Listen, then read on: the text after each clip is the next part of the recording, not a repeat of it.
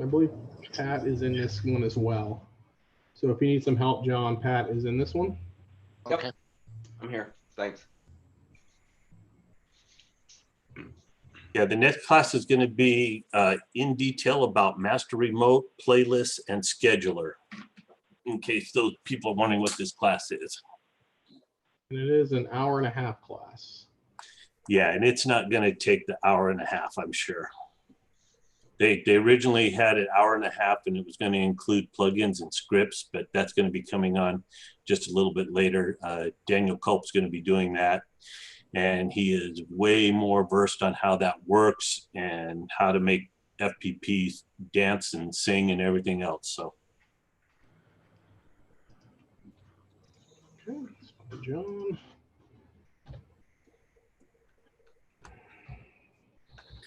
John Spiker. We are going to make him the host. Yep. You are now the host. Thank you. actually, I'll need to be a co-host. The host is You still are. You are. Yeah, you stayed a co-host. yeah. Well, I thought you were making me a host, and I was going to say, no. No. Whoever's doing the video has to be the host. Yeah, John is the host. And Okay. Patrick is your co-host, and I am going to be leaving because I got to go to another room. So Ricky, how do I stop the live stream since it started under you? You should have host. It should show you up top. You should Okay. be able to just, I can't click it now. At the bottom, you got them little 3 bars. Yep, I see it. I got it. Click that and you just stop it right there. Yep, I got it. Cool. Thanks. No problem.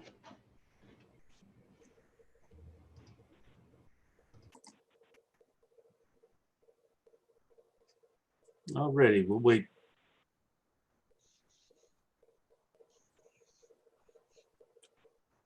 Yep, the schedule is Eastern.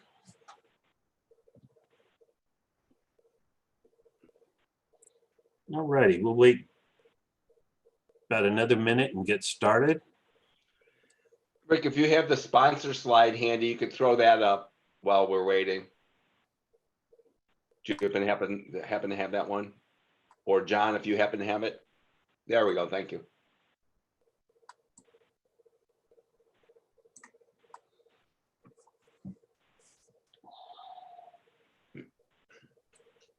Morning, Donnie.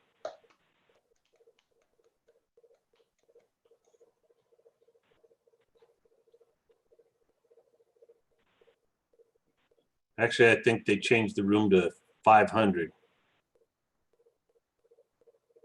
It has been updated to 500.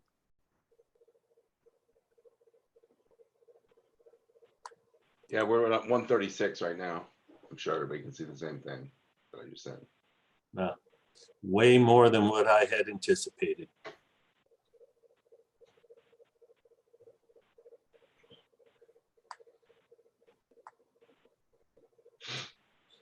Alrighty. So I think we're going to get started here. So this class is on the FPP Falcon player, and I'm going to go into detail in regards to master remote configuration, playlists, and scheduler. In this presentation, I'm going to go over the details of the master remote, playlist, scheduler portion of FPP. There is a ton of functionality in FPP, and many people are confused as to what a master remote configuration is and how to configure it. There's also a lot more functionality implemented in the playlist and scheduler functions of FPP in the recent year. They recently added a lot. Hey, Rick, can I jump in 1 quick second? Sure. I'm just taking a look at all the participants. There's still a bunch of folks that don't have their names entered right. You need to put in your VCS ID and then your name. So if you can get those updated, if not, then you won't be eligible for the raffle at the end of today's session. I see Brian Lawton, Bob Russell, Bob Lax, Antonio. Yeah, having the dash is fine. Yeah, a dash is fine. We just need that number in the front. Deb, although your number's on the end, but I think because you won once, that's it. Anyway, you're only eligible once. Doug, Jamie, Ray, Tony, Natalie.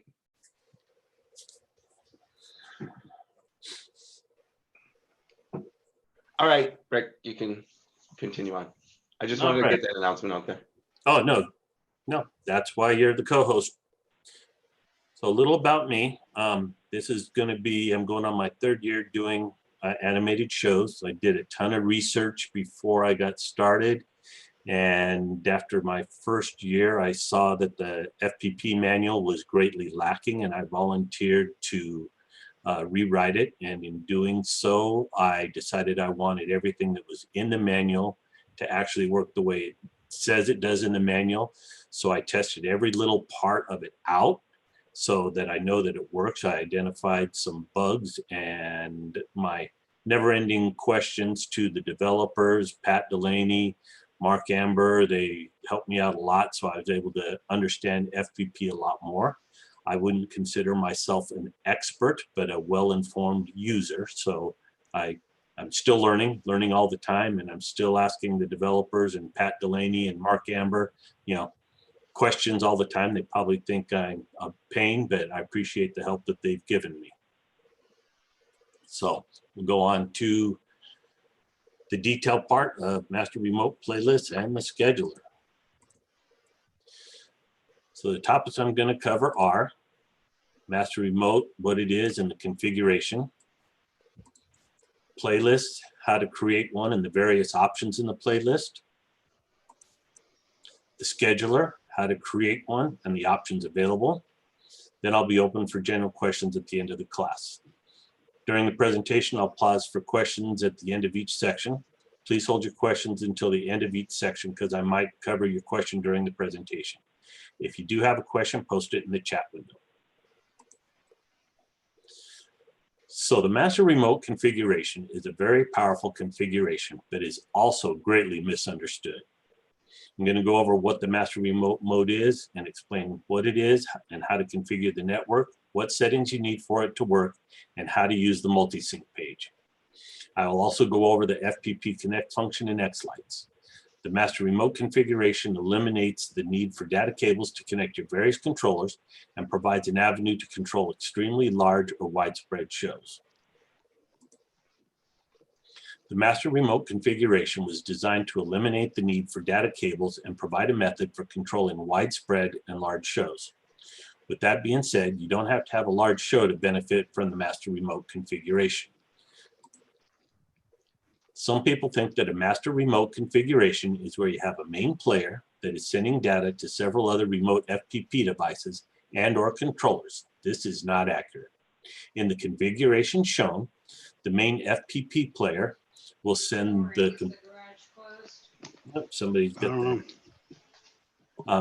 some people think that a master remote configuration is where you have a main player that's sending data to several other remote FPP devices and or controllers, and that's not accurate. In the configuration shown, the main FPP will send the complete sequence data to all the connected devices through the switch or another method, and the data that the main FPP sends out is proportional to the number of pixels you are controlling.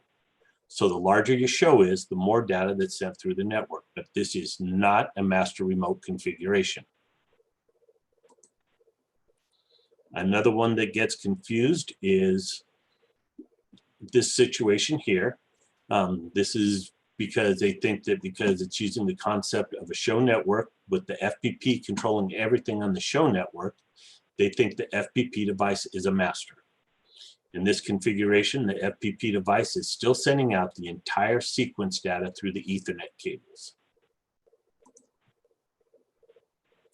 This is a representation of what a master remote configuration is. With the master remote configuration, sequence data is not sent through the network. Instead, the master is going to send small sync packets that are basically tell the remotes what sequence is playing and what frame in that sequence it should be on. And each remote will adjust their sequences accordingly. The adjustments are small, so you won't notice these adjustments. Because the master does not send out sequence data, each remote has to have a copy of the sequence file saved on it. FPP Connect greatly simplifies this process, and it will even create a sparse file for each of your devices. With this format, you can create you can have a show of almost unlimited size of pixels. The sync packets really don't increase the size when you increase the number of pixels. One thing to keep in mind is that each controller will need an FPP device to receive the sync packets, and each device will need a copy of the sequence. The CULP line of controllers have a beagle bone of some sort attached, which is an FPP device, so that you don't need a separate FPP device for those controllers. They're an all-in-one controller. The newer Falcon controllers can be configured as a remote if you have the newest firmware, but there are some limitations with the Falcon controllers that might prevent you from using it as a remote. One of the things is that you have to take the SD card out, put it on your computer to upload the sequences and put it back. You can't upload it through the Wi-Fi. Another thing is that it doesn't support the sparse format, and you also have to use the version 1 sequence format. Is master remote the best method for you to control your show? What I tell everybody is, in this hobby, there's several ways, or not dozens, to achieve the same goal. The best method is the one that you understand and get to work. So you'll have to decide if it's best for you. I personally use a master remote because I have models that are on 2 different sides of a driveway and sidewalks, and I didn't want to have cables running across those, either for someone to trip on or to step and possibly damage the cable. So I went with a master remote, and I have a master and 6 remotes, and it works quite well. And there's a lot of people that use that, and it works good. So a network configuration for master remote is fairly straightforward. The master and all of the remotes will need their WLAN 0 interfaces to be on the same subnet as your home or show router, whichever one it's connected to. Just in case you don't know what a subnet is, in an IP address, it is usually the first 3 set of numbers, and that identifies the subnet. So if your router has an IP address of 192.168.0.1, then the subnet of your router is going to be 192.168.0, and the last 3 numbers is going to be the ID for the device on that network.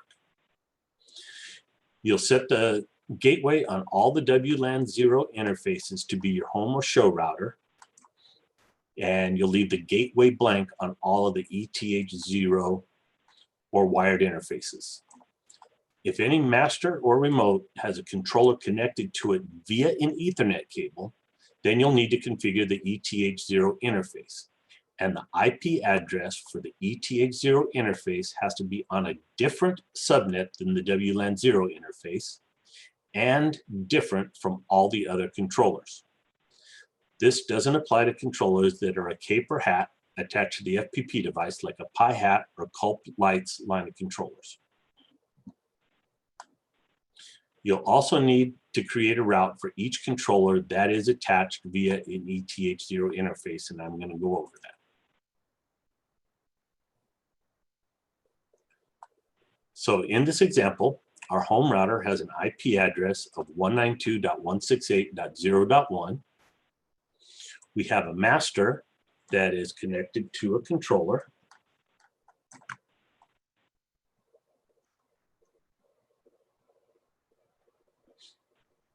And we have 1 remote connected to a controller, and 1 controller that has a cape as a controller. So this is typical of a CULP Lights.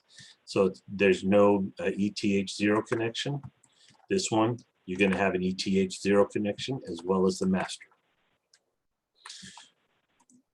We're going to start with the master because my router assigns DHCP addresses in the lower range of addresses. I'll start my controller's IP address to end in 101 and go up from there. But choose whatever method works for you. Here are the WLAN 0 interface settings. Make sure you have the WLAN 0 selected. I prefer to use static mode, so I would select that. If you want to use DHCP, you can, but make sure your DNS and host settings are correct. I set the IP address to 192.168.0.101, just a numbering convention I use. Remember that my router's IP address is 192.168.0.1, so the WLAN 0 IP address has to be in the same subnet. The net mask has to be the same as the network it's connected to, and in our home network stuff, it's almost always 255.255.255.0.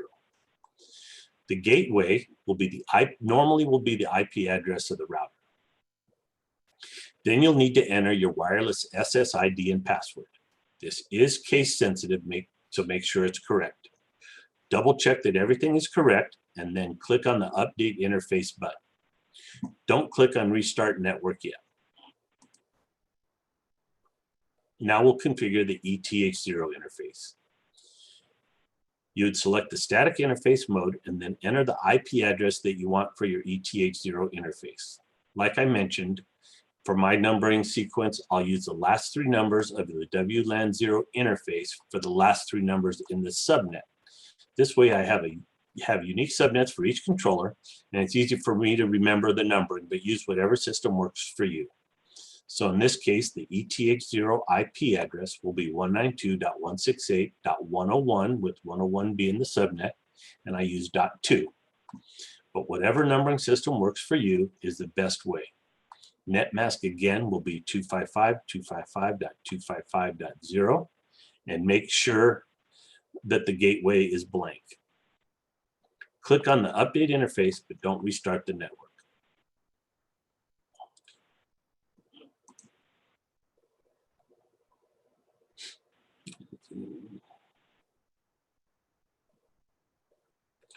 Each remote only needs the sparse format.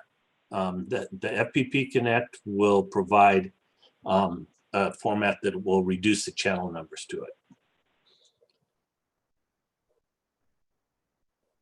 So when you configure the attached controller, it'll have to be configured with an IP address that is in the same subnet as the ETH0 address that you just configured. In this case, it was 101.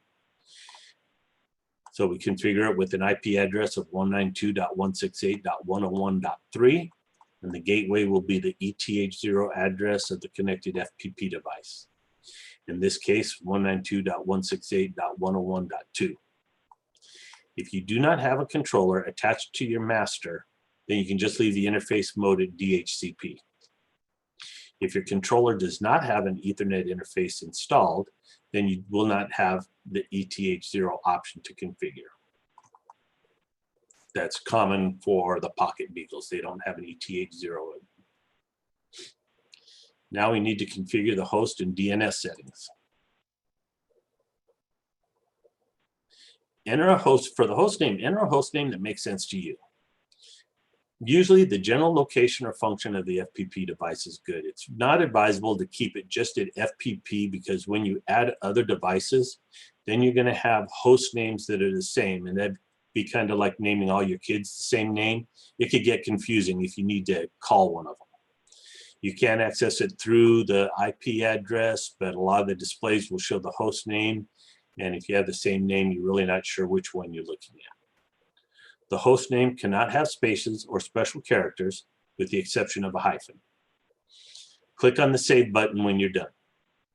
If you want to add more description to your FPP device, you can add this, and this will be visible on things like FPP Connect in the multi-sync page.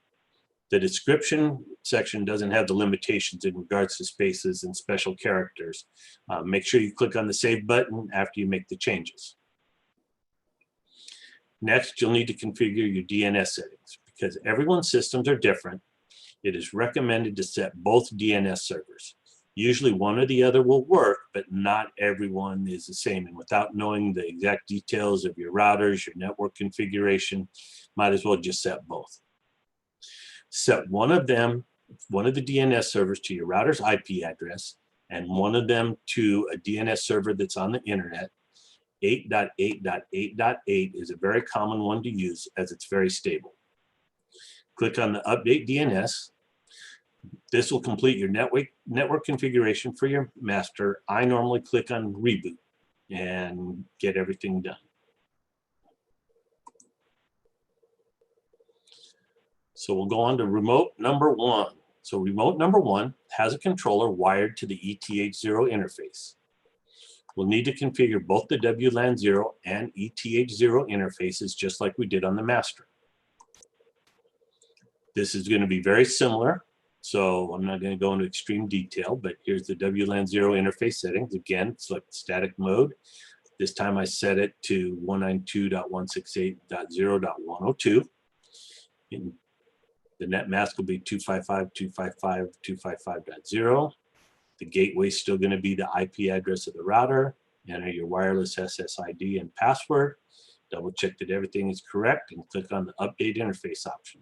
Don't click the restart network. Then we configure the ETH0 interface, and this is going to be essentially the same. The only thing is we're going to go to a different subnet. So you select the static interface mode.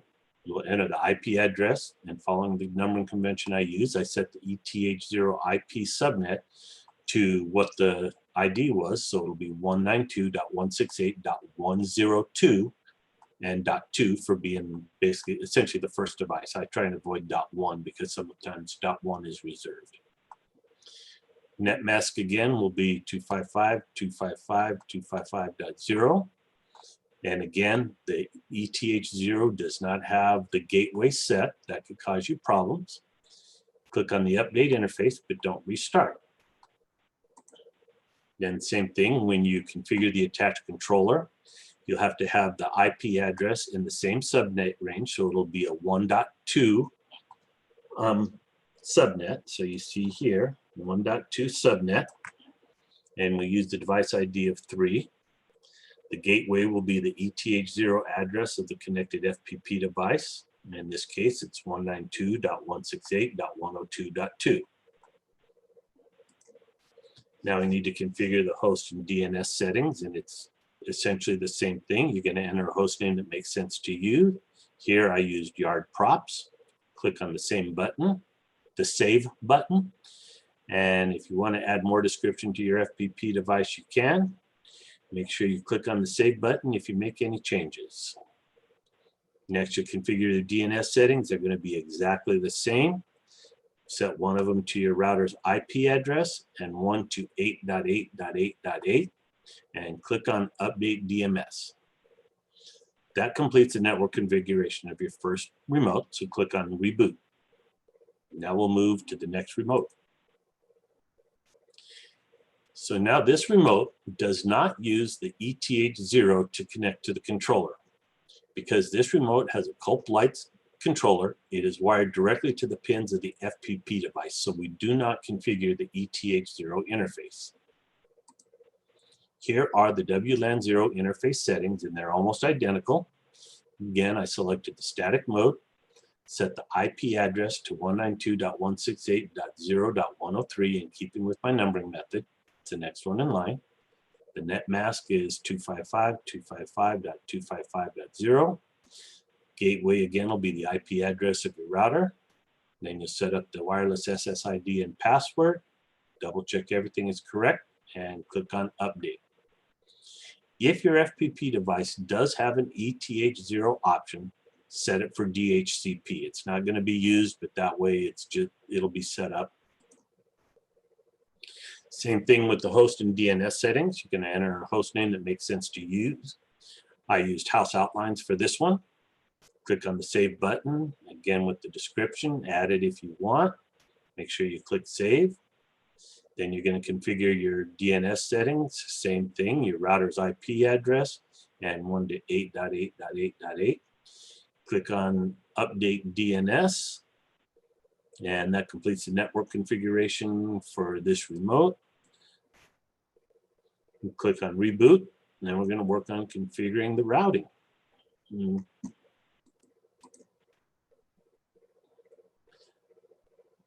Okay, let me see, get a couple questions here.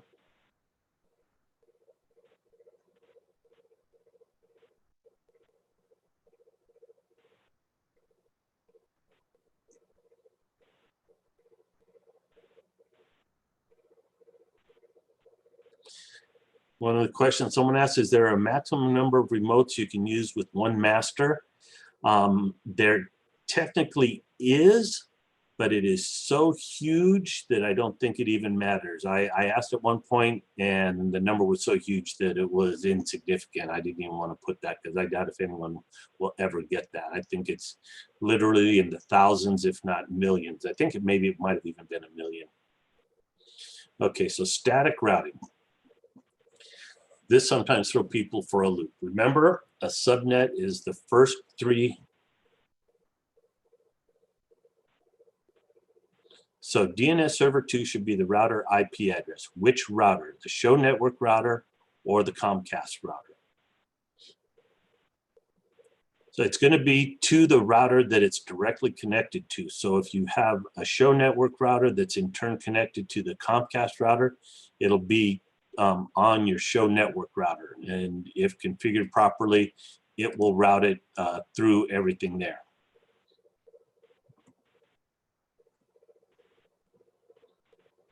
Unless you have some sort of different network configuration.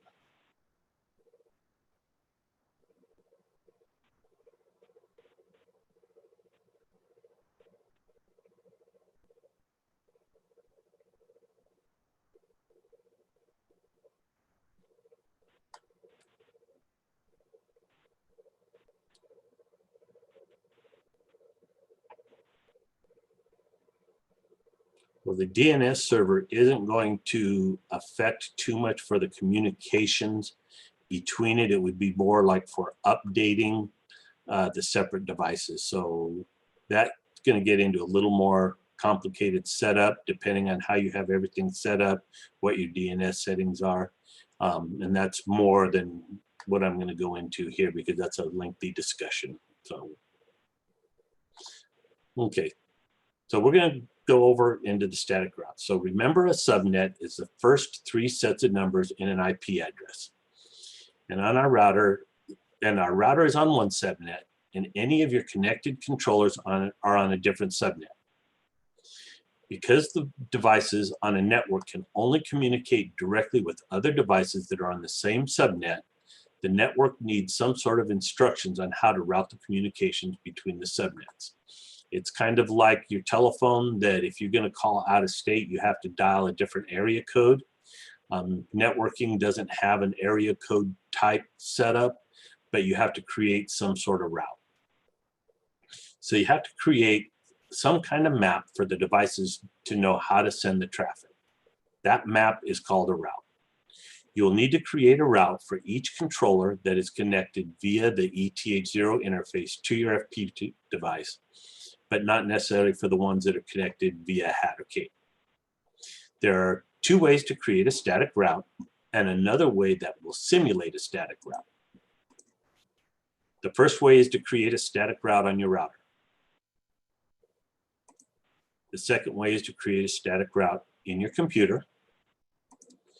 And the last way is to create a proxy host that will redirect the traffic as needed and will simulate a static route. You only need to select one of these methods to create the route. Probably the all-around best method to route your network traffic would be by creating a static route in your router.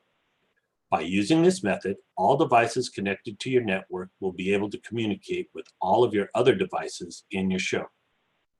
The only problem with that is that there are a few routers that do not support creating a static route, and every router has a different interface, and some are difficult to navigate to even find the settings, so that sometimes can create some difficulty as well. There are usually three entries that you have to set up, and they are the destination, net mask, and gateway.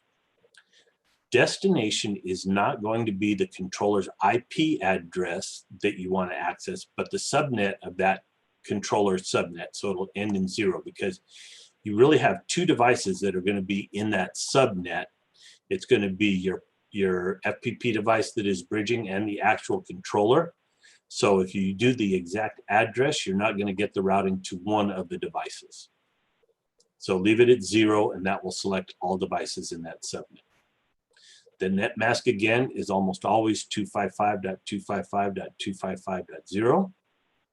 The gateway will be the WLAN 0 IP address of the FPP device connected to that controller. Sometimes you can add a name for the route so that you know what it's for, so name it something meaningful. And sometimes there'll be an entry for a metric. This is used for advanced routing purposes, but for our purposes, the value of a 2 or 3 is usually a good value to enter. So remember that you'll need to create a static route for each controller that is connected through the Ethernet port that you need to configure a route. So in this example, we would need to create 2 routes, one for the master and one for remote 1. Remote 2 does not need a static route because it has a Cape type hat controller.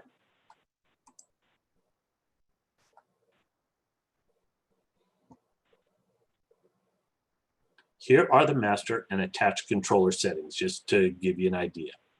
And then the static route entry for my router, I'll show you what that looks like. So you see here, the network destination is 192.168.101, which is the subnet .0 that both the ETH0 on my master is on and my controller's IP address. The subnet mask is 255.255.0.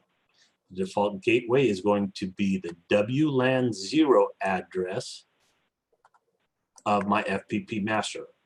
The route, the router, and the gateway have to all be on the same subnet. In this case, it's 0 and 0.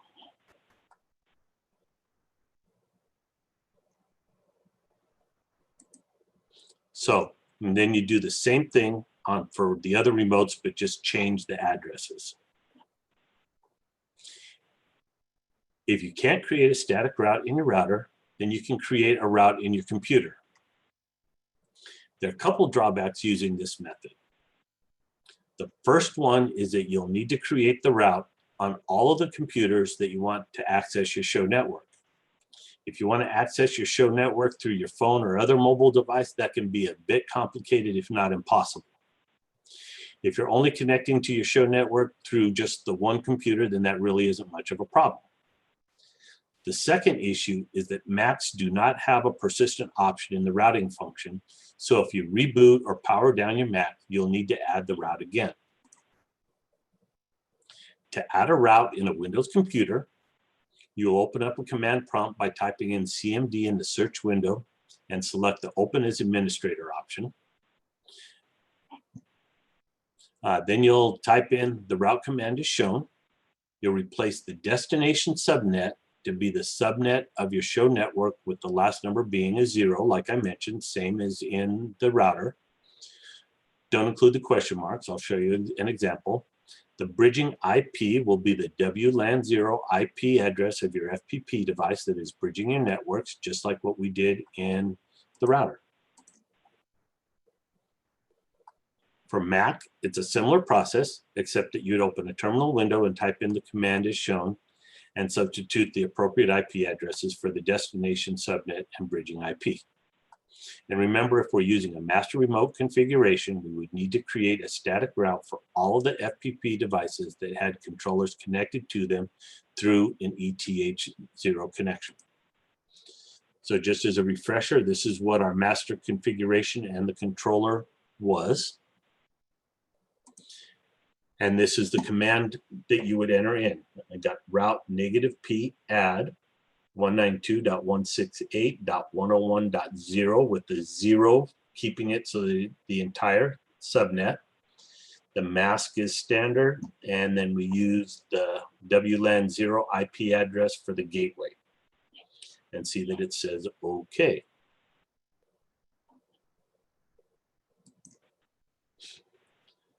So if neither of those options work for you, you can designate the FPP device that is bridging the networks as a proxy host to pass along the network traffic.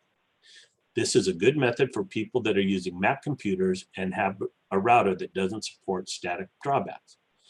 There are a couple drawbacks with this. The first one is that if you're trying to access anything on your show network, you have to use a little bit more complicated IP address. You can see the example of the IP address that you'd have to enter into your web browser to get to your controller. That could be a little difficult to remember what order it goes in, how to use it. So it could be a little problematic. A little easier way would be to access the controller, would be by clicking on the link in FPP, and I'll show you that in a minute. The second one is not all controllers support being accessed through a proxy host. Like the Falcon controllers need the current firmware to be accessed through a proxy host. Reminder, we'll see what the controller setup is. And this is how you would set up the proxy host. So you'd set up the IP of the actual device that you're linking to. And don't forget that you need to create a proxy host on each of the FPP devices that had a controller connected to them, just like all the others. So in our case, we'd have to set up 2 proxy hosts. Then we'll get into the mode settings. The mode settings are pretty straightforward. You can only have 1 master, and it'll be set to master. The rest will all be set to remote.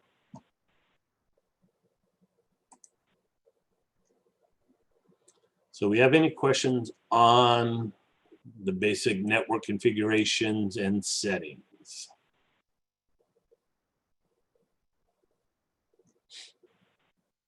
It says, so can the remotes and or master be on different home networks, like configuring your home and a neighbor's home to sync together?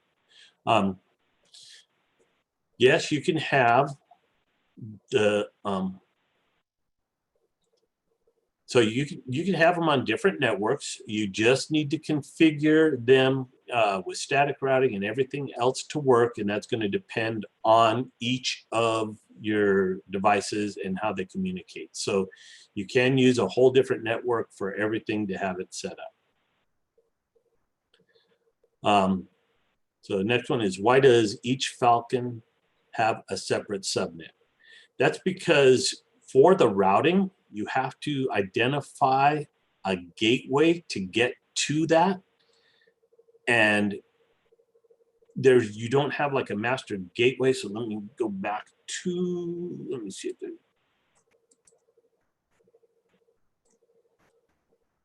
I don't see that slide. So because you have to identify a gateway for each remote, you have to have a different subnet for it to be able to get there. So enable routing on the Pi, if you're going to be passing the, thanks Ron, I didn't mention that. So yes, if you're going to be connecting the Pi, passing data from the one network to the other, you have to have the enable routing set. So why must remotes be on different subnets from the master? The remotes don't have to be on a different subnet from the master. If there's a connected controller to that that's connected through the ETH0 side, then it has to be set for a different subnet. And that's because the way a device that has 2 networks, a wireless and ETH0, they're kind of simplistic devices, and it will not choose which side the traffic goes out. It's going to choose the traffic that has the better communication. ETH0 is normally a better communication. So that remote player, any outgoing traffic, it will send to the ETH0 side, which is not what you want.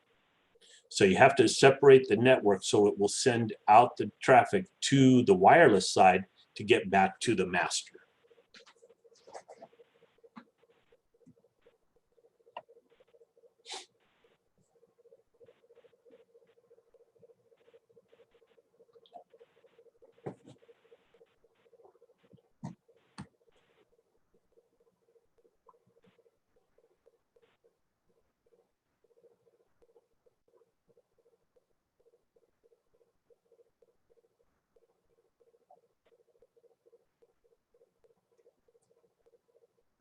Okay, so we'll go on to the multi-sync then.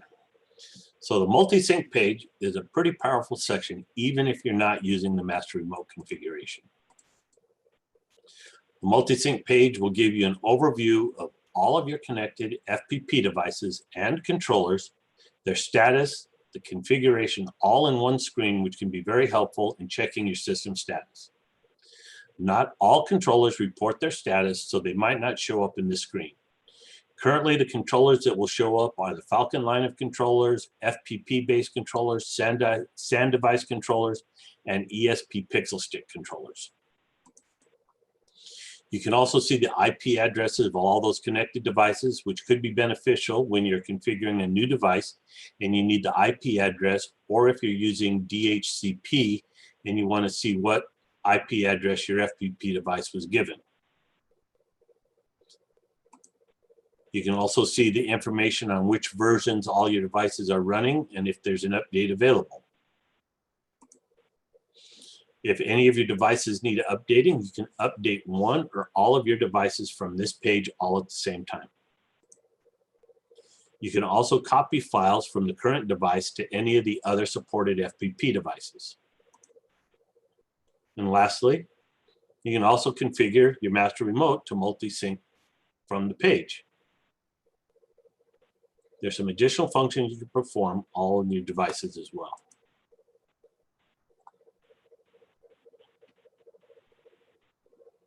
Here's a multi-sync page in basic view. You can see the host names and IP address of all your connected devices. You can also see the F16v3. One thing to be aware of is that if you have duplicate host names in your network, this display might not be accurate because having more than one device with the same host name is difficult to handle and confusing, just like if you named all of your kids with the same name. So it's always advisable that when you set up your FPP device, change it from the default of FPP to something that's more meaningful. In here, you can also see the status of all the devices. And if you notice, there are two remotes that are idle and not syncing with the master. This is a quick way to identify an issue, and you can see it from just one page. See, that one's idle and that one's idle. So there might be essentially something that's going on, a good indicator. Another thing that you can see is what version each FPP device is on, in case you want to know if you need to update or anything else. At the bottom of the page are some useful settings. The top two are the transmission method. Usually you would select the multicast method, as that is the most efficient. But if you have some FPP devices that are still on version 2.6 or less, or running a Falcon controller in remote mode, then you should use the broadcast method. Also, there are some routers out there that do not support multicast very well, so you'd want to go to unicast. And unicast, you go through and individually select which remote to sync to. And to select unicast is you deselect either one, both of those options. Or you can select the multi-sync. The additional FPP instances is used to send the sync commands to devices that are not discovered. This is, there's some devices that don't send out their broadcast information. So if you have that, you can enter those in so that it will send the information out to those. The hide options that you have are for more advanced users that have complex network configurations and they don't want to display devices on different subnets. The developers use that. They'll have like 4 or 5 different networks they have everything connected to, and that way you can filter that out. The auto refresh option will make the screen refresh every second or every 5 seconds, depending on the mode you're using. If you don't have this selected, then you'll see the stats that were current at the time the page loaded. There's an option to select the advanced view to give you some more options, and I'll show you that in a second. The last item on this list is the HTTP Discovery Subnet list. If your show is using more than one subnet, you can identify the subnets in this section. If you notice, my F16v3 is on a different subnet, and by setting that, the multi-sync page can see it.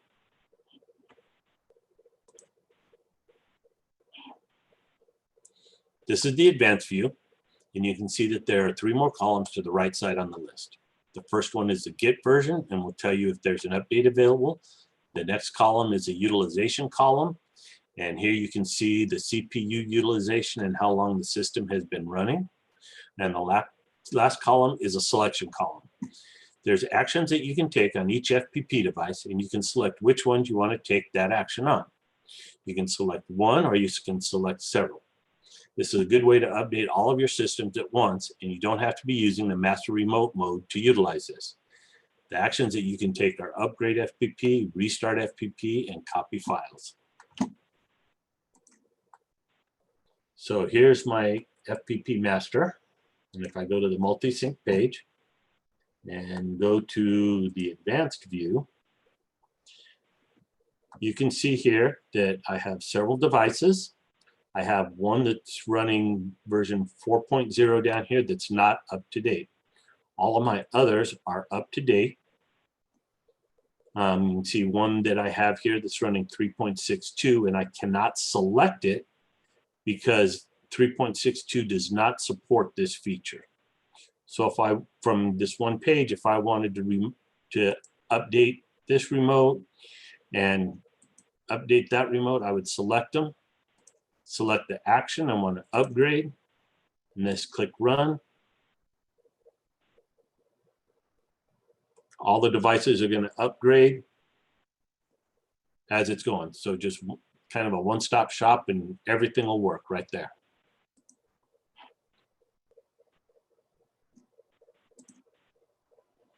All right, so any questions on the multi-sync or the remote? Let me see the questions we're having. You can have all your controllers on the same network of your master and control all of them. Then you have no need for the remotes.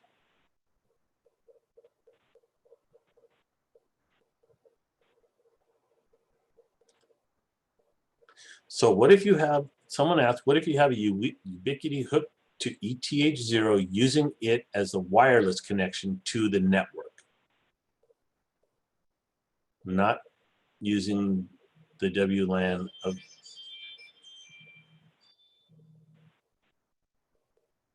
So Rich M, let me see if you could unmute and kind of explain. So if you have a Ubiquiti used as a Wi-Fi extender,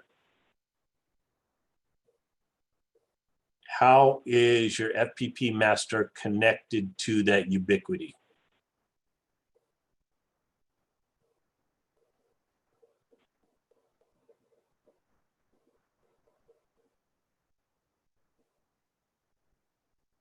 My suggestion would be for him to do a quick sketch in Paint or something so we understand, because I think just in the chat window or without him explaining it, I think we're not going to be able to figure it out. Yeah, I agree, because, you know. Okay. So you can use a Wi-Fi. Yep. Yeah. Okay, so what I have is I have the FPP out in the neighbor's yard, and the distance is too far away from the router. So I'm not using the FPP's wireless connection. I was using the Ubiquiti to make a link back to the router. Are you hanging the Ubiquiti off the FPP, or is the Ubiquiti at your house and you're just trying to connect? Well, it's a pair of Ubiquiti. So there's a Ubiquiti at my house hooked to the router to send out a wireless Yeah. further. And then there's also an Ubiquiti receiving. So I have an access point at my house on Ubiquiti, and then I Yep. have a Ubiquiti receiver at the remote. Uh-huh. And what is that connected to? Directly to the Pi, or are you going to a switch? It's going into a Pi, and then the Pi is also connected to a controller. How So is the I guess it's a switch. So it would be the Ubiquiti goes to the switch, and then that is connected to both the remote FPP and the Falcon V3. So you're using a Ubiquiti for access points from point A to point B, correct? Yes. He's using the Ubiquiti as a bridge, basically. Yes. So as long as your Pi can connect to your Ubiquiti through the Wi-Fi at the other section and configured that way, the Ubiquitis are going to bridge the traffic. Okay, I think I understand what you're saying. I was just watching when you were setting up the WLAN as a separate subnet versus what the ETH0 was set up as. Let me stew on this for a while. We'll continue. We've got an hour and a half. Yeah, Let me stew on this because there's still more questions in my mind. Like what's in your neighbor's yard? What are you trying, if you're going to try and push like a whole bunch of universes over the Wi-Fi to your neighbor, then no, that's probably still not going to work. So we might have to figure out how we bring the ubiquity in. well, this would be just a master remote configuration, so you're not pushing network. Right, but I got to figure out how, again, it's the connectivity, right? So the ubiquity is plugged into a switch. The FPP, he's only got one hardwire, right? So that's going to go to the switch, or it's going to go to the controller, or we put a USB Wi-Fi dongle or USB to Ethernet onto the Pi, basically then plug the AP into that, which is basically a super Wi-Fi dongle, right? And then the ETH of the Pi goes to the controller. Then you can do a remote. Okay, I see what you're saying. So you would have like the ubiquity hooked up to the ETH0, and then that USB dongle would go to an ETH1. Either way, right? You need to make it, to use the ubiquity as a super dongle. I'll call it a super dongle or super Wi-Fi. That would have to go into the ETH of something, whether it's either it's the onboard ETH0 or a Ethernet to USB dongle, and then you configure one to be like the wireless, so it's just receiving the packets from your house, and then the other one is the hardwired instance going to the controller. So So Patrick, in your UI, in the UI of the Pi, you'll see if it's a 3 or above, you'll see a WLAN, you'll see an ETH0 and probably an ETH1. So Pat, in the interest of everyone's time, how about we circle back at the end of this presentation and Yeah, we could. continue the conversation? Yeah, we could, but we have an hour and a half. And Rick said he's not got enough to fill it. So, but go ahead and do that now. Slap something up in the lab here while we're talking, or while we're going. Cool. So Okay, thank you. Someone asked, will the remote get a real-time clock from the master? No, it won't, but normally your remotes do not need a time because the master is going to be the one that turns things on and off. The remotes really don't need to know what time it is because they're not scheduling.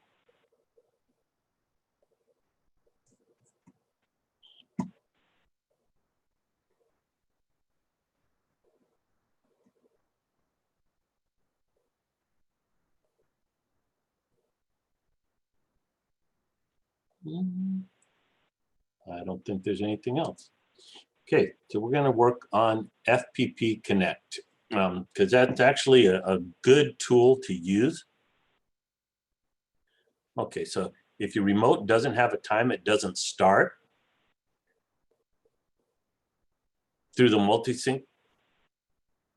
The remote doesn't have to have a time for it to start. The master is the one that will send the signal for it to start. So there's probably some other going on.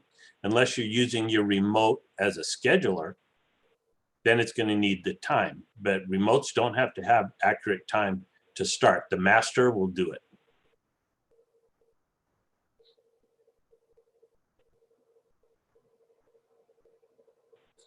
You mentioned sometimes on his setup, FPPD won't start running.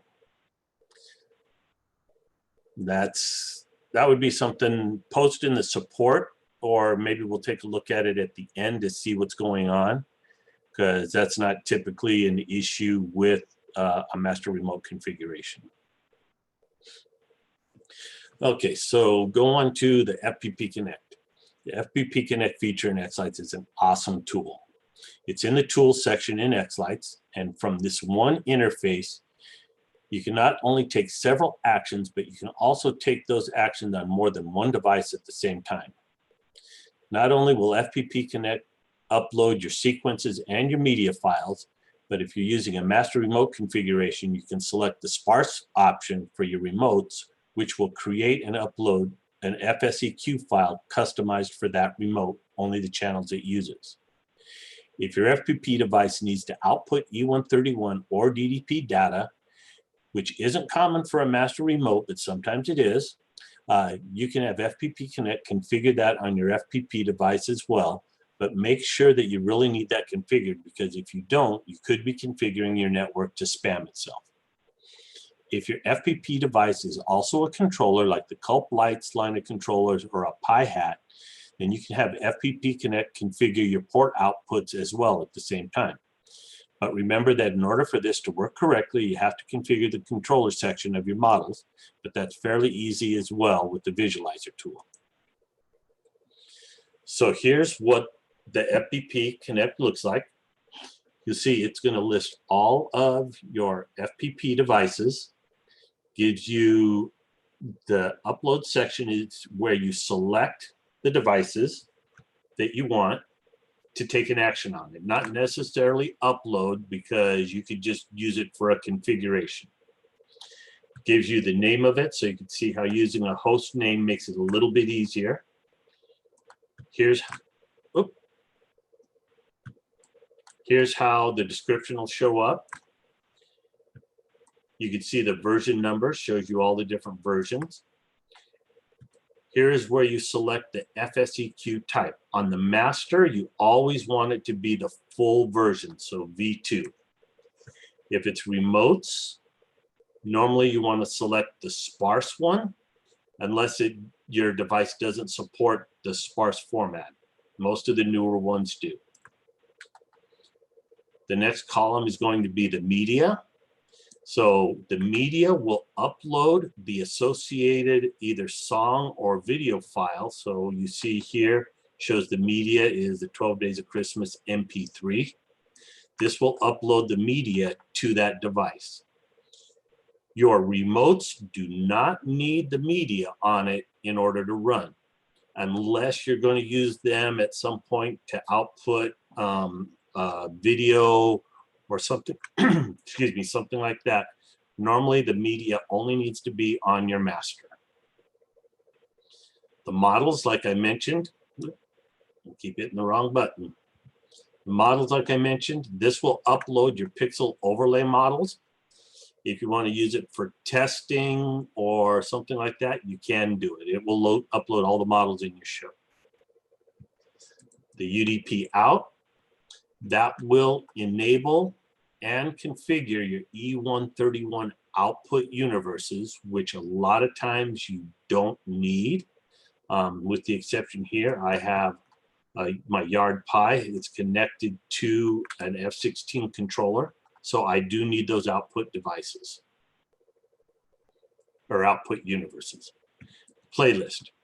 If you upload one of the selected songs, you can actually add it to a playlist and it'll add it to the end.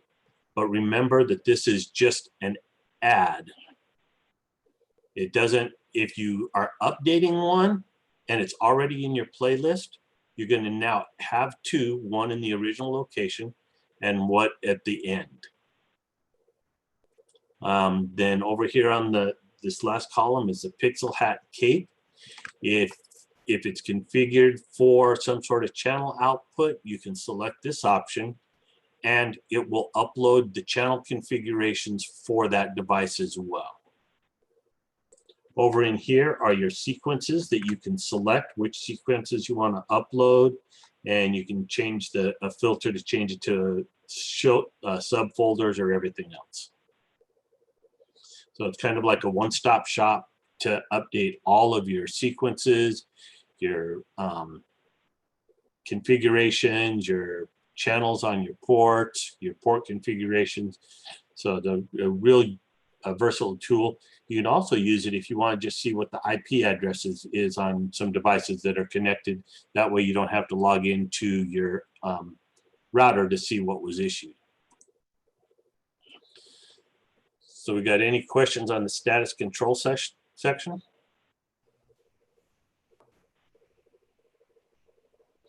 Okay, so when uploading a sequence to the playlist, does it overwrite the existing sequence on the FPP remote and add it to the playlist at the end? So let me go back to that. So when you upload a sequence to your master, so say you're updating a sequence, you already have it in your show and it's playing on a playlist and everything else. All you'll do, you will not select the playlist option, you'll just upload it. And if that show is currently playing, the next time around that it plays, it will play that updated sequence.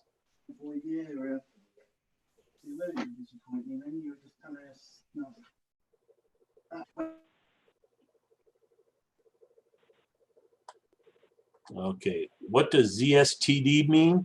That is a form of compression. And thank you, Daniel. The master should get a V2 sparse as well if you don't plan on using the multi-sync page to push sequences.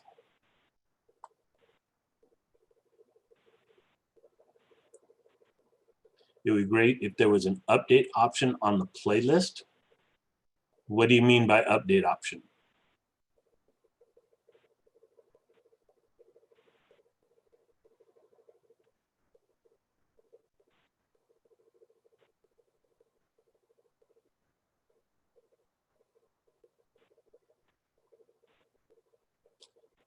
So when you upload the sequence from here, it automatically updates it. So the next time it plays, it will play that updated sequence. So if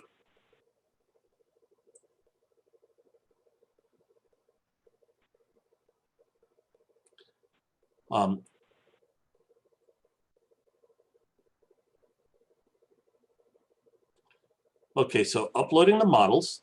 So the models is only used basically for two different options.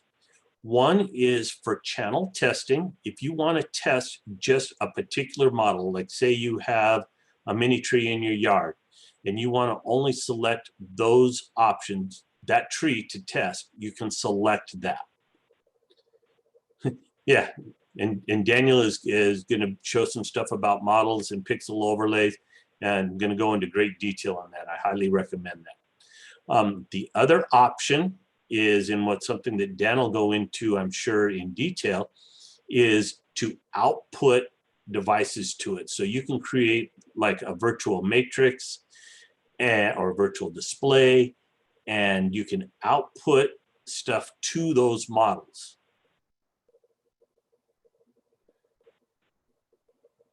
So it says, can you add a sequence to a playlist without having to stop and restart the playlist?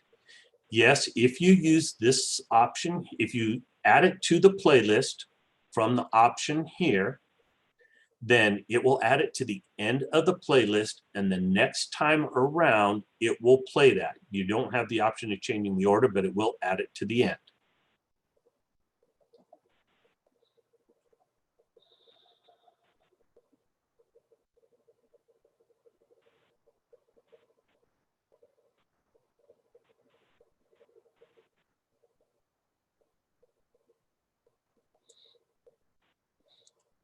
Yeah, so Master Remote will work on wired as well.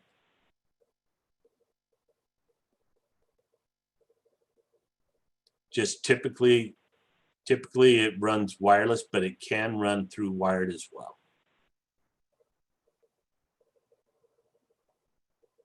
And I saw somebody raise their hand. Who was that?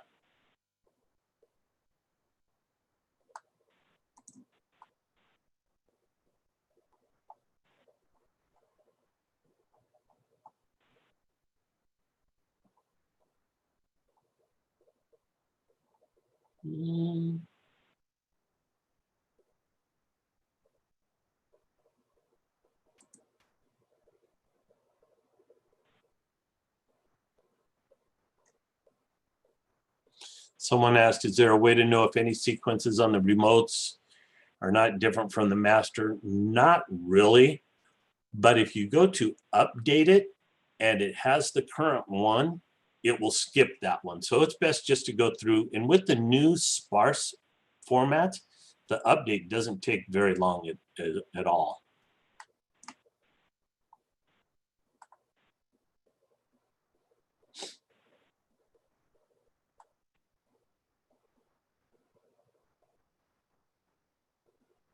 Okay, what's the difference between master remote and bridge mode? So master remote is where you're going to have one FPP device configured as a master, and it's going to play sequence. It's going to send out sync information to all the remotes. Bridge mode is where basically you want the FPP device to just sit there and listen for incoming signals and then just pass it on through its other interface. And that's more commonly used like if you want to be testing from X lights and want to see what it looks like just for a moment. So you'd have to set it to bridge mode and it'll transfer the traffic from the one side of the interface to the other. So what if the Pi does not show up on the list? Typically, you can enter the FPP in there. There's an option to add FPP and you can enter the device in there and it should set up and find that. If it's not discovering it, then there's probably some other issue going on that we'd have to look at. Okay, Nick Busey said, I can't seem to properly set up my master and X lights. I'm not sure what you mean by that. Some of the configuration you can't do in X lights, but most of it you can.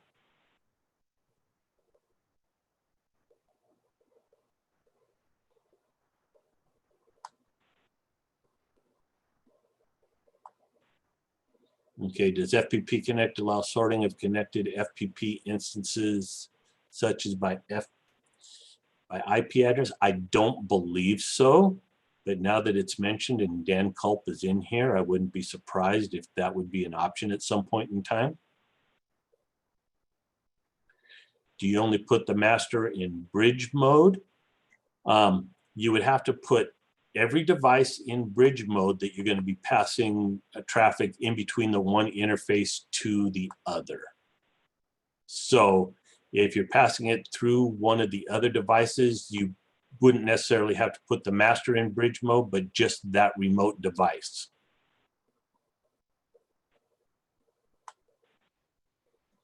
Okay, what is DDP mode? DDP isn't a mode, that's a network protocol. Master remote, you typically aren't going to be sending data, so you won't be using the DDP. If you're going to be sending full sequence data, DDP is a better version. It's more compressed and more efficient. And so that's what you should be using. But like a Pi hat, you could have a Pi hat set up as being a remote and you do not need the DDP data.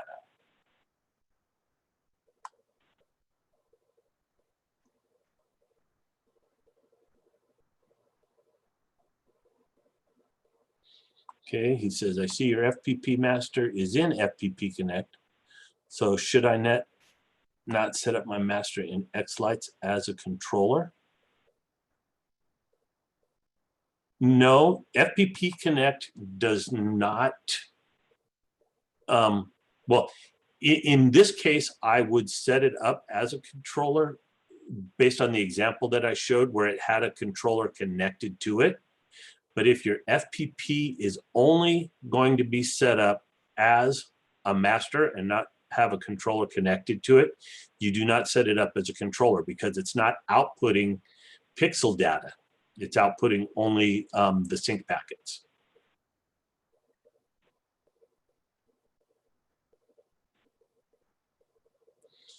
What's the difference between master and standalone? So master is set up to where it's going to send out sync packages. Typically, that's what it does. It can still send out E131 data, but it's going to send out sync packages. Standalone is where it's only going to send out, either it's going to operate on its own or it's going to send out E131 data and not send out the sync packages. So if you're not using the master remote, you know, you can have it set for master, but your system isn't actually using it.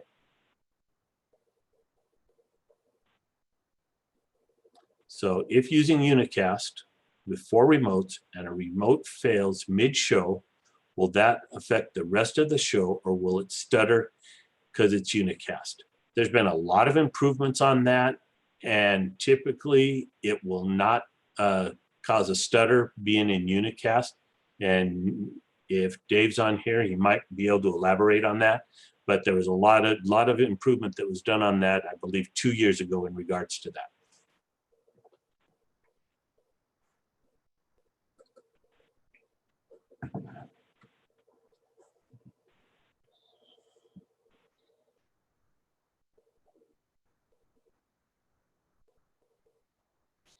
Okay, how do you decide which FPP instances get media and models copied?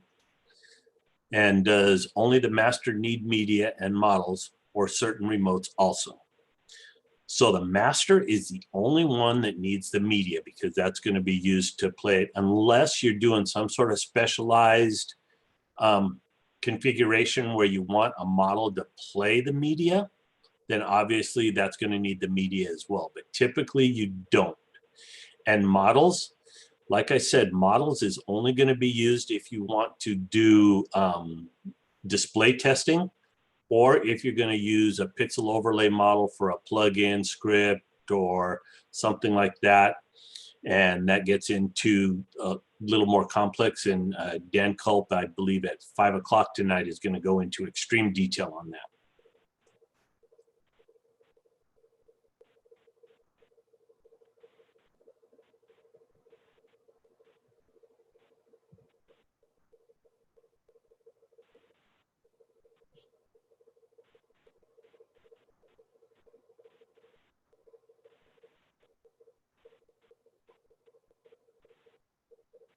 Thanks, Dan.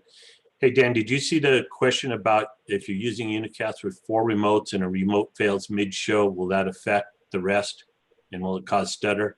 I briefly spoke on it, but I know you did a lot of stuff on that. Yeah, I mean, there's difference between the E131 DDP outputs, which will automatically detect when the unicast goes down and remove things. In the multicast or the multisync stuff, we don't do that currently, because we are only sending about 20 packets a second out, which doesn't overflow any of the buffers anywhere. So it usually hasn't been a problem, but it is something that's kind of been on my to-do list to look at for a long time, but it's just never been an issue.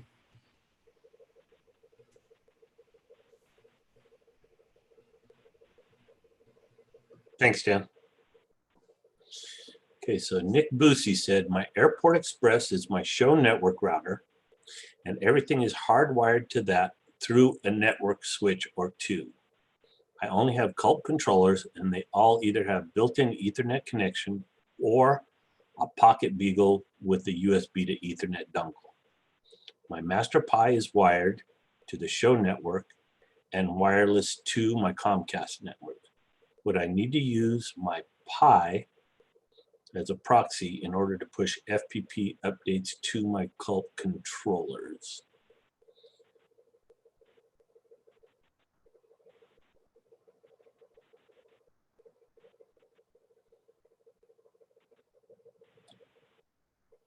You could probably, if I'm thinking what you have, you could probably set your Pi as a master proxy for your entire show network, because it looks like you're using that to bridge the networks or set up a route. And if Dan or Pat could chime in, I think that's what they're saying.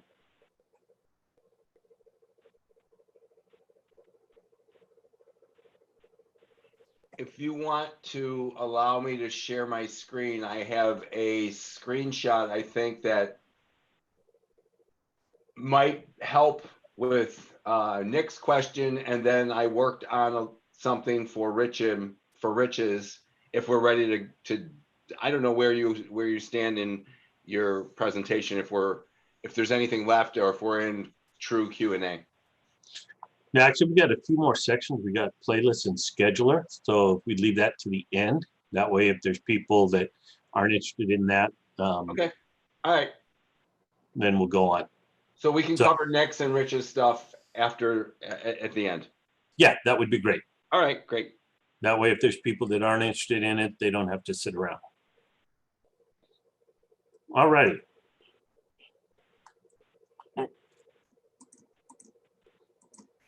Okay, so now we're going to go on playlists.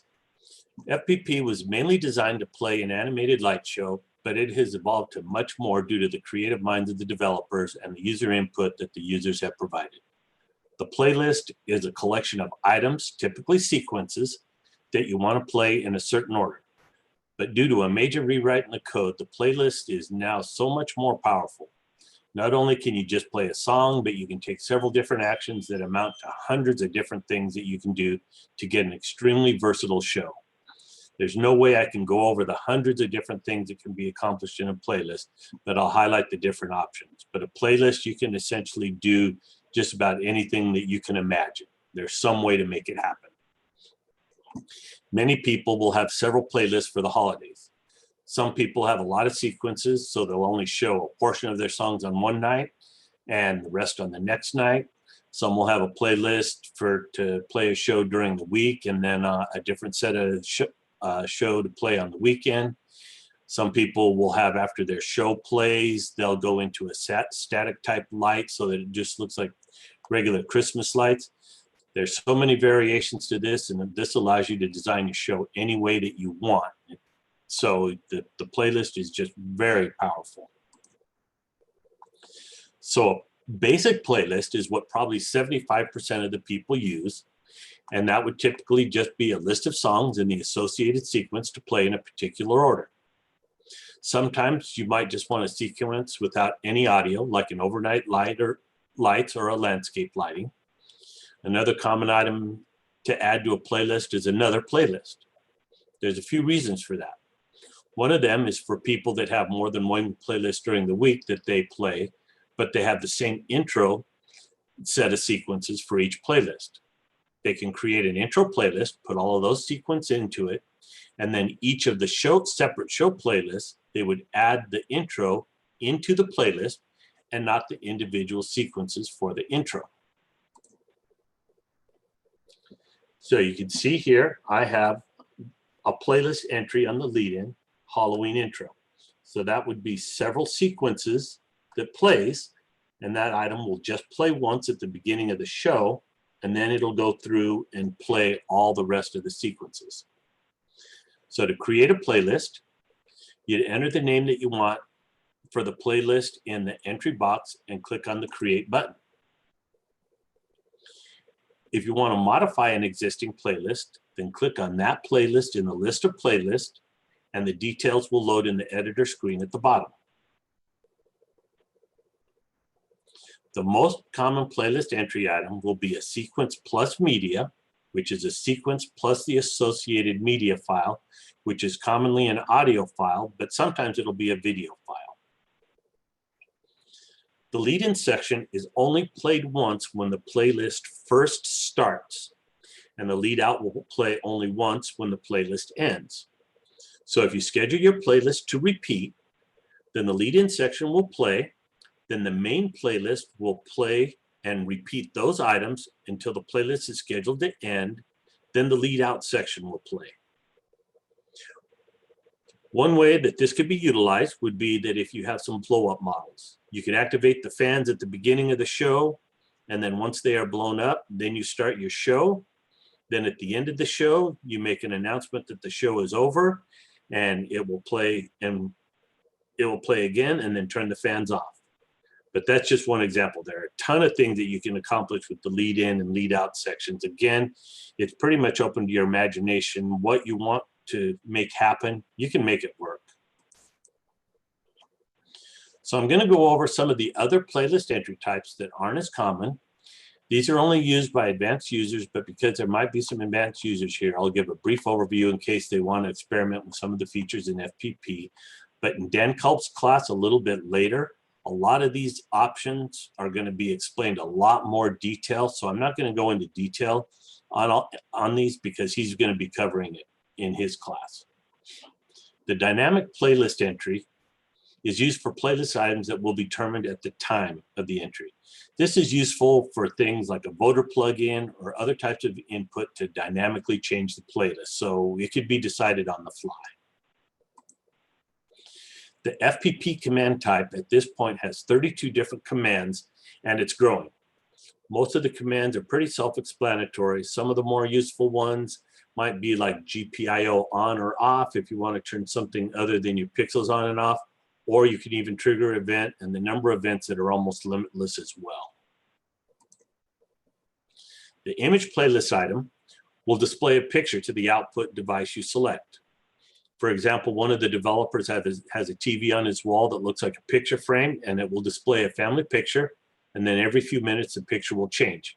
And the display is scheduled to display only during certain hours of the day, but you could incorporate that to output a picture to a TV or a projector or even a pixel overlay model if you want. The script playlist item is very powerful. A script is a small computer program that can do a myriad of things. Daniel Culp will be going into detail about the scripts like I mentioned and how to use them in a class later on today. And you can write your own scripts to do just about anything you can think of if you have the computer knowledge to do so. Some of the things that a script can do are to play a countdown to Christmas on your matrix, or to start a video on a projector. You can scroll text on a matrix. There's a ton of things that the scripts can do. There's a bunch that are already pre-written, and a lot of them you could, or not all of them you can modify to do something similar in your own show. The URL playlist item is very powerful. You can allow you to send URL commands to outside programs or processes. This could be used for things like updating a website to show what is currently playing. So you could have your own personal website, and on it, it could display what song is playing at that moment, or you can even use it for automation and stuff. And I'm sure that's something that's going to be incorporated in Dan's demonstrate or his class a little bit later on tonight. All right, so do we have any questions on the playlist section?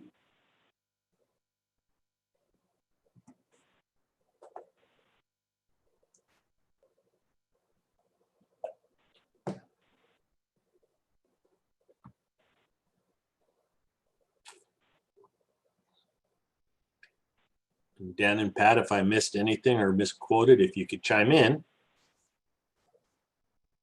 Oh, you know I would. I got nothing.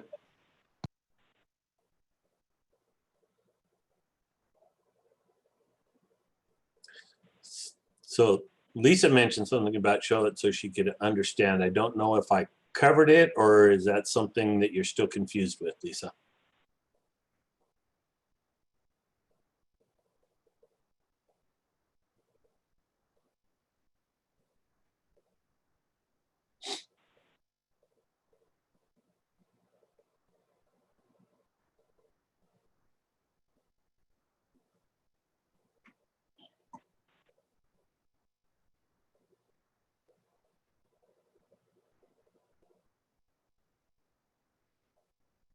Okay, looks like everyone pretty much following that. So now we'll go on to the scheduler. The scheduler allows you to automate the start and stop times of your show with several enhanced features. Many people have different schedules throughout the season, or even a different schedule depending on the days of the week. For example, some people will play a shorter version of their songs during the week, and then on the weekends play one set of songs on Friday and a different set on Saturday. Some people will play certain songs up to Christmas Eve, then on Christmas Eve and Christmas Day, play a special show, and then revert to an after Christmas show after that. The schedule is so flexible, you can have just about any combination that you can create. It's important that the FPP device that you are using as your scheduler has a correct date and time configured. Your remotes do not need to have the correct date and time, because your master is going to, or your main device is going to do that.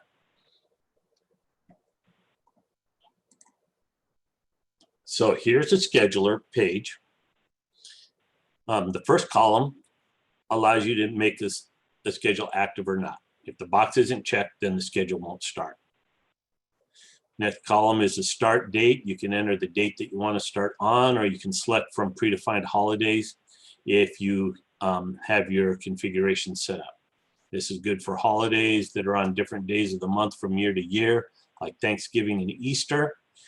In order to get the correct holidays, you need to select your locale in the FPP settings section. The end date functions the same as the start date. You can select a specific date or holiday to end on. So you can set up your show well in advance and have the whole schedule set up. And even if it goes the same from year to year, then you don't need to do it. And it'll automatically play when, say, Thanksgiving comes around, starts the show, starts and stops, and then you don't have to change anything. It'll just automatically play the show how you want it. The days section allows you to filter your show to only play on specific days of the week. You can select every day if you want it to play every day, or any combination of days.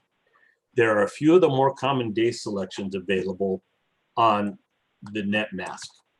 So you can select a Friday, Saturday, or Sunday, Monday. There's a few that are preset, but if that preset isn't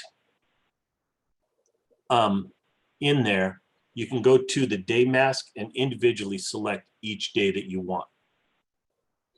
And then the playlist is that section obviously going to be where you're going to select which playlist is going to schedule, you're going to play on that scheduled day. The start time is what time you want the show to start. And a nice feature that just came out is the sunrise and sunset options. In order for this to work, you have to enter your location in the settings page. And due to time difference between sunrise or sunset not being when it is actually dark, you can enter an offset time so that you can coordinate your schedule to match the ambient light. One thing to consider is that the start time might be affected by the repeat interval. So if you have the repeat interval selected and you don't have, and I'll explain that in a little bit. Like in my area, the official sunset is at one time, and it's still quite daylight for about 45 minutes after the official sunset. So if I want my show to start when it's actually getting dark and you can see the lights, I just set an offset of 45 minutes later. The end time works the same way as the start time. You can enter, the sunrise, sunset, or an actual time. So repeat interval, that's an important setting. This is how you want the show to be repeated. If you select none, then your playlist will play only one time. If you have a lead-in section, it'll play the lead-in section, then it'll play the items in your main playlist, and then it'll play the lead out and quit. So even if you have your show scheduled to end several hours later, it's not going to keep playing till that time. It's just going to end when it plays once. One thing to be aware of is that if you have a scheduled playlist playing at the time a schedule with a no repeat is set, then the schedule will not start. So make sure that your stop type and end times of another playlist won't conflict with this if you're using the no repeat. The immediate repeat option will repeat your playlist, your main playlist, over and over until it reaches the scheduled end time. You can also select an interval to repeat your show. For example, some people want their show to start over at the top of the hour every hour with a break in the show until the show ends. So you can select the 60-minute repeat interval to accomplish that. But make sure that your show is less than 60 minutes. Of course, you could select the other options as well for different repeat intervals to suit your needs. The stop type is used to select how you want the schedule to end once the end time is reached. The graceful stop option, it'll finish the song that's currently playing, and then it'll play the lead out section and then stop. The graceful loop stop will play all of the remaining songs in the current playlist and then play the lead out and stop. A hard stop will stop immediately at the time configured. So if it's in the middle of a song and you hit that time, it'll play. And as you can see, if you do not select the hard stop end time, then the schedule will probably not end at exactly the end time configured. So you might have to make adjustments if you need to have the show end before an exact specific time. So any questions on the scheduler? Let's see. Can you speak about background or idle sequence to play during interludes? Also provide more information on running a tune to sequence in parallel with the main show. Okay, so a tune to sequence in parallel with the main show would probably be what's called an effect sequence. And you could play that, and that will just override, but there's an option that you can do that if you have a sequence playing, that it will override that, and that's in the FPP settings.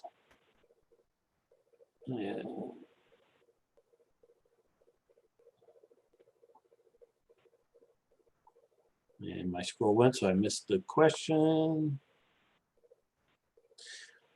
Are there still issues when setting a schedule that goes over midnight? I know there were a few years ago. No, that's been fixed.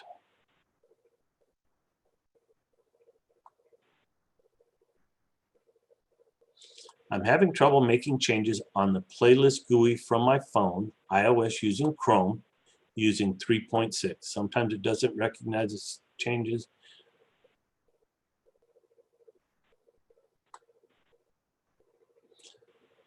So the GUI on smartphones and other things is something that's really hard to get around. The developers I know are working on that.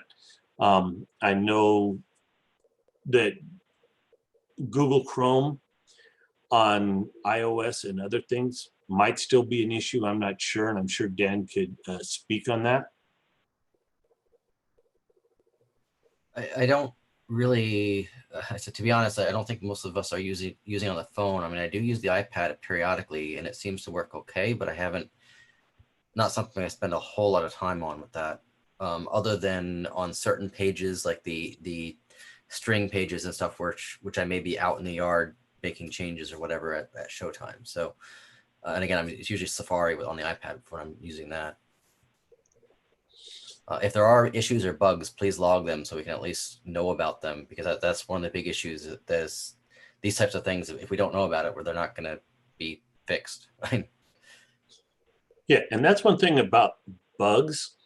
If you think you have a bug, please post it, but be very thorough in how you post it, because there's a lot of things that are very specific. Like if like in this case for Justin, if he says he was using Chrome and having a problem, that wouldn't be enough information. But saying that he's using iOS and using version 3.6, and it was changes such as start and stop, that gives us very specific, or the developers very specific points to look at.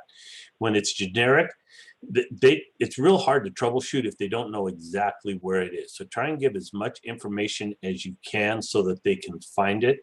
I know a lot of people will say that they've reported a bug and it hasn't been fixed. Well, they weren't very specific, and when the developers try it, it works because the configuration they're using, it works. And browsers, that's one thing with web browsers, is every web browser company thinks they know what we want to use, and they do things to try and make it user friendly, but a lot of times they disable functionality that we really need. So a lot of times that's the user, I mean, the developer of the web interface, that makes it, problematic. It isn't necessarily FPP, just FPP needs to be rewritten to get around the idiosyncrasies that those web browsers are trying to put in there. The other thing to mention is a lot of people just report bugs like on a Facebook forum, as opposed to actually logging a bug in GitHub. And the way Facebook works, if I don't look at it that day, it's just going to scroll off the bottom and I'll never see it type thing. Whereas if it's logged at GitHub properly, it's tracked. And I know like Chris doesn't even log into Facebook ever, so he would never see it anyway. So that's an important part of it, of getting bugs logged as well. Yeah, Facebook and the forums is good for like an informal, quick, hey, does somebody know what's going on with this?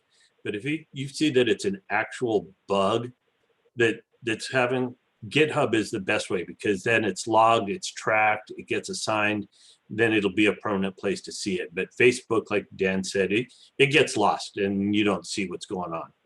And if you're not sure how to do that, post a question in the forums and somebody will show you how to do it or even walk you through.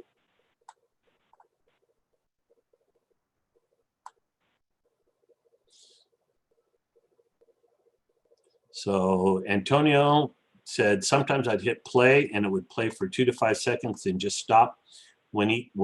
Any idea what could cause that? Could be that you have a bad audio, something wrong with the audio. There's a lot of things that could do that. If you want, I would get with either go into the Zoom room after this class is over on one of the other nights, see what we can do up, post it in one of the things so that we can take a look at, and there's some log settings that we could look at to try and see what's going on. But there's a lot of most common audio related. Most likely you pushed the media to that remote, but there is no audio device. So that's the most common thing of that. But again, get on the Zoom rooms and people can help, or logs or whatever. Yeah, and like I said, usually that, like Dan said, it's usually an audio thing. Someone asked, will it be recorded? Yes, it will. I believe it's being streamed right now, or It is. okay. Do you recommend a certain browser in iOS for FPP? I'll have to defer that to Dan. I only ever use Safari, so that would be the only one I'd have access to test with. Okay, so I would recommend Safari then. Were there any changes to adding projectors to the HDMI port of a remote Falcon when upgrading 4.0? I don't understand that question. Yeah, you can add a projector to a remote and configure that to trigger, and that has been pretty much consistent from like 2.6 on. So I'm not sure what that issue would be. If you go down to Mark's question, he expands a little bit. We did change the media player over from OMX player to a VLC based player for a variety of reasons, stability, being able to sync better. We can actually sync audio and stuff now as well. So there are some changes there that really shouldn't impact anybody. People hopefully won't even notice that we did that. But the other question from Mark there is specifically using both HDMI ports on the Pi 4, and we currently don't really support that at all. The VLC stuff, as far we haven't really figured out how to get it to display the same video on both ports. There have been people asking about that. You can have FPP play the main media on the primary port and then use a script to launch something else on the secondary HDMI port. But that secondary one won't be kept in sync. It'll just be like a start, like a kind of fire forget, and whenever it's done type thing. So there are ways around that. It's just not something we've spent a whole lot of time on yet. Do we know, Dan, if we can actually get audio on the second HDMI port though too? I'm pretty sure we can't. Right, so that's another caveat. And somebody posted that it stopped playing the MP4 files after they upgraded. That's something that we'd probably have to take a look at individually. Yeah, we can look at that. This is Pat. You can hit me up after the class.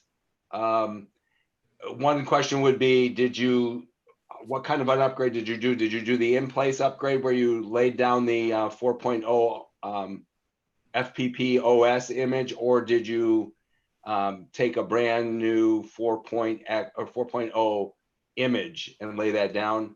We're trying to track down. There has been a couple reports where the videos aren't playing properly, and I've got a repeatable or reproducible instance here. So we're looking at that, but we need to know how you did your upgrade.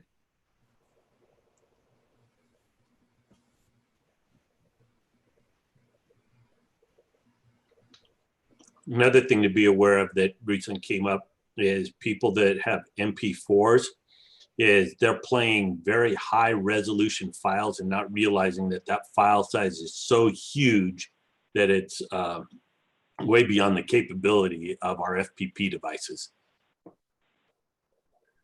Yeah, it looks like, Michael, you probably hit the same issue that I've heard of before. It happened to me once. I'm working with 2 other folks that it's happened to. I've talked to Dan about it. He's got an image of my image. So I've been so busy working on the presentations for today that I haven't had time to look at we'll get to it. But the workaround that everybody has done to get past this issue is just do the full-on 4.0 image.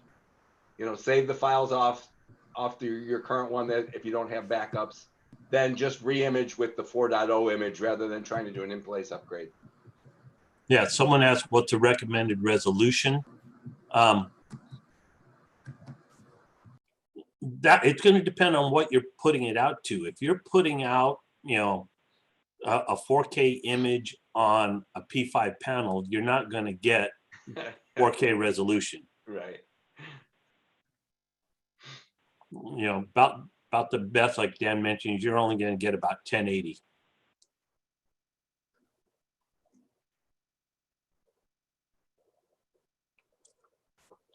Okay, so someone mentioned about changing the host name on a remote.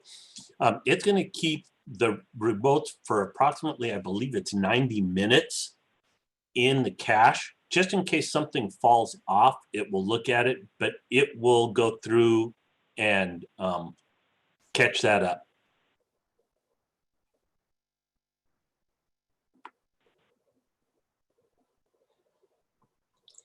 If you're outputting to a 4K TV, I'd probably suggest just going to a 1080p.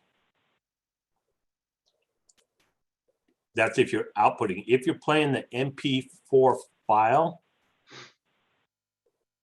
I'm not sure of 4K, but I think 1080p is recommended.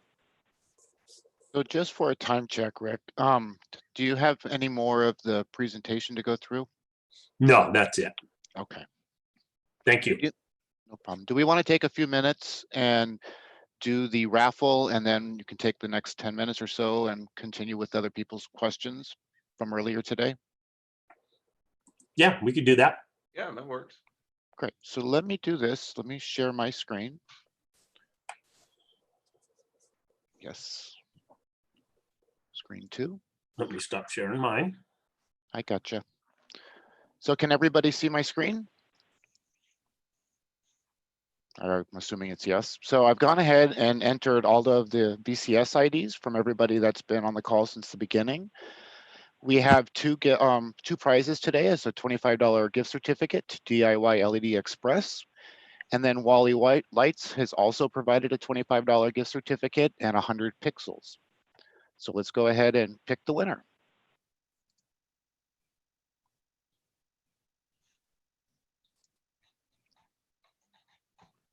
And Shane and Deb, let's check and make sure you're still here. I do not see Shane. 2073.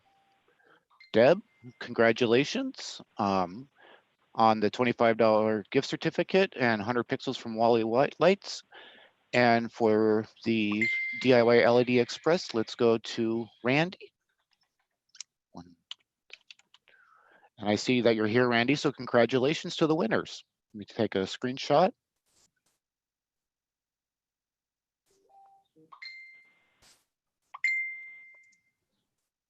And I will hand it back to you.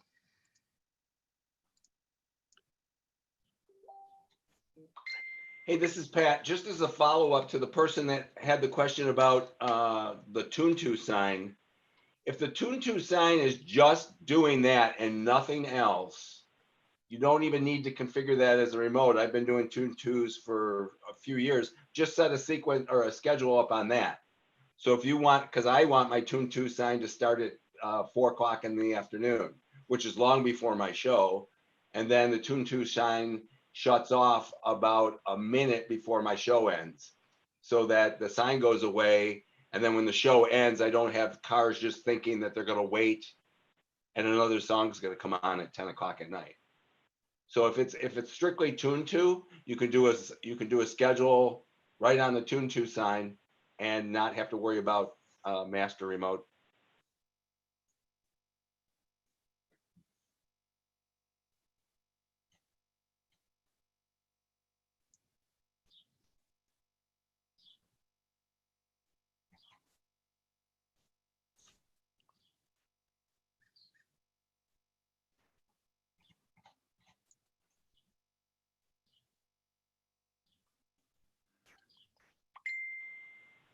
Anybody else?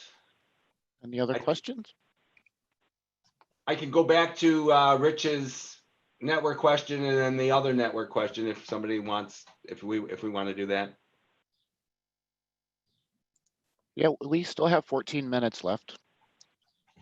All right. I'm going to share my screen. It's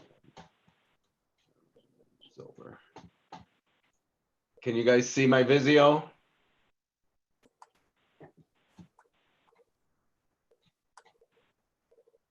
Yes, we can see your screen, Patrick. Okay. So the one question, well, we'll go to Rich's thing real quick. So I think, Rich, this is what you're talking about. Here's your house. You've got a Ubiquity at your house. Then you want to send it over to your neighbor's house, but you want to just use this as a bridge.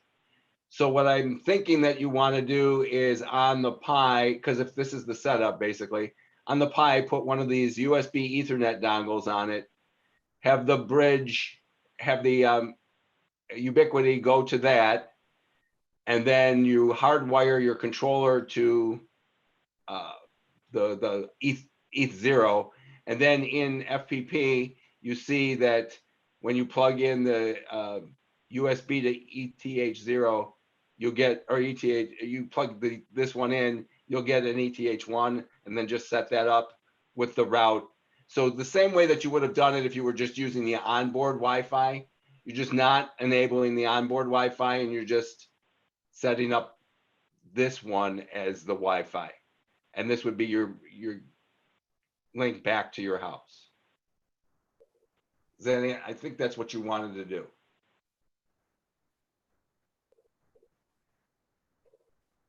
Is Rich M still here? Yeah, he said yes, that's what I'm thinking. Oh, okay. I don't have my chat window open.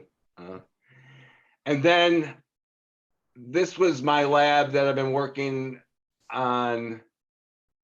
And I know that there was a question, and I was going to use this as an example for the question, but I don't remember the question. So.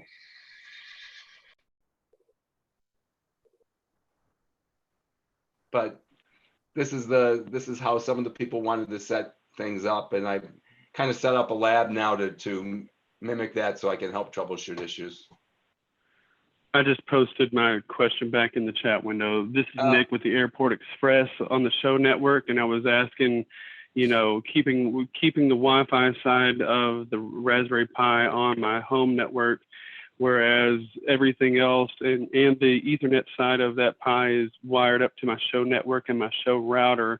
How would I set it up so that I could update all of my culp boards? Like I just installed at 4.0 on all of them, and then 4.01 came out with additional pixel counts on all of them. So is there a way that I could set up the Raspberry Pi to push those updates to all those culp boards? I've got two K32s, an F8, an F40, and I think I'm forgetting something. There's an if you go to the UI settings and in your on those devices, on the 40, like all the Beagle stuff that's behind the Pi, and set the UI to advanced, because this is a super advanced setting that is, you're on developer, so you're fine there. Okay. And now go to your about page where you would normally do your upgrade from. You should see a upgrade source there. By default, we will pull the upgrade from GitHub, but you can actually select your master, one of your other FPP instances. So it could be the Pi, and that's where it will pull the upgrades from. So you could update your Pi first, and then it will then update the others. Okay, so I could upgrade the Pi though using the internet connection on the wireless side that's Yep. already connected to my Comcast network. Yep. Okay, FPP upgrade. Will that do source. different devices like Pi to a BeagleBone? All it's doing is pulling it'll, because when you do an upgrade, it's basically just pulling the latest from the particular branch from GitHub and then compiling everything. So since the GitHub code is exactly the same on all the devices, we can do that. Now, the disadvantage of doing it this way is that the remotes will have to basically compile everything. They won't be able to go get the pre-compile, because one of the things that we normally do for these releases is we package up all the basically the CC cache and stick them up on GitHub. And we can optimize the build time by grabbing the precompiled CC cache, and the remotes won't have access to get those, but it'll work. It'll just take a little bit longer because it'll actually have to compile everything. Yeah, I'm not really worried about how long it'll take. I just wanted to make sure I didn't have to like wipe all those SD cards and start over with all the network configurations on each one of them. Like that just, okay.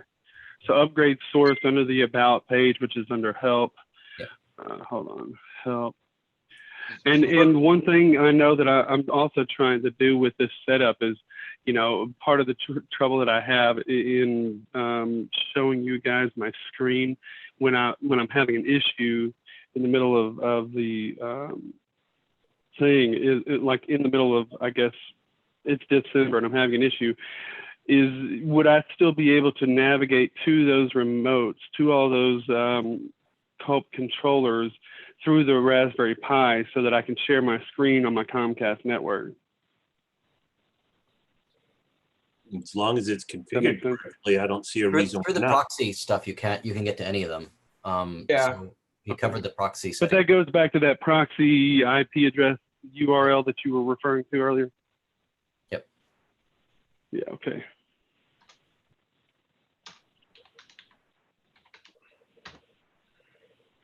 And So I guess this is- in that particular scenario, do my subnets, because I guess I'm not a network guy. That's the one thing I understand the least almost. Why do the subnets have to be the different between the CULP controllers and the main Raspberry Pi, the master? They don't. That was where I was losing you. Okay. It's only if you have a controller Mhm. that's connected to the remote. That controller Oh, has I to be see. on a different subnet because you're using two different interfaces on that one device. So you're going to use a wireless and a wired device on that one. Well, I'd only have that anyways if I had the Falcon stuff though, right? Having mean a Raspberry Pi dedicated to F48. I don't understand that question. I'm sorry. It basically comes on if you're using two interfaces on a device, like on any Linux device, they that have to part, be yeah. on separate subnets so that Linux knows where to send data that's targeting someplace. So, so the master Pi that you have, the Wi-Fi would be on one network and the Ethernet would have to be on another, just so that that Pi would know, okay, show traffic which is going out the Ethernet is on one subnet, and then the internet traffic would go out the Wi-Fi. That's the, but then once it gets out that Ethernet, like everything on that Ethernet network. So in his picture here, his switch and all those controllers would be on that .50 network that he has there. Right. Yeah. Okay. Yeah. I was losing you, I guess, when you were talking about having the remotes for those individual controllers, and I guess that's because that that makes it a little bit more. So that doesn't apply to me basically. No. Because I've got all COPE stuff. All right. Thanks for the help. Any of these controllers on this side, on the right side of the Pi, are all on the same subnet. They're all in the .50. They're all in the 50. All because they're wired, though, correct? Yeah, but again, I could put I could hang an access point off of here on this network, and then still do Wi-Fi. Okay. It depends on it. Again, depends on a couple of other things. So let's say I have a Pi as my master. Yeah, I'll have So that's wired into my router. And then from the Yep. router, I go to a Falcon or whatever. And then I also have a culp board on Wi-Fi. Those Router can or all a switch? those can all be on the same network or all subnets? Router or a switch? Router. Why router on the inside? Just out of That's- curiosity. That's just what I have so I can access, because that's just how I set up originally a couple years ago. Okay. I mean, then I was able, I didn't really understand how to access the Pi remotely and all that before. Right. So I just used my router to get into it. So that's how I just have it set up. But that would work that way though. I didn't hear the second because I was so fixated on router versus switch. I didn't Sorry. hear the second part of the question. But then if I had, a Culp 32 attached through Wi-Fi, would it be under the same subnet as everything else? Or does that have to be on a separate subnet? No, it can be on the same one. Okay. Yeah, the only time that really comes into play is when you're using both interfaces on the device. So you're using the wireless and the wired interface. Okay. I guess just to be clear, if you're using the Wi-Fi on the culp board here, is the culp board going to be a remote, or is it going to be just like a hardwired controller, but you're doing Wi-Fi instead? It would be, I'm thinking remote probably. Okay. Yeah, it can be on the same network. Okay. We have like 3 minutes, and I know we have to turn the room over. If anybody has any questions, you can reach out to any one of us. We're all available after the show or after the conference through various means. And then the Zoom rooms are your friends.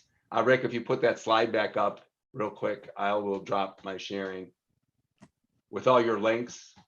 Yeah.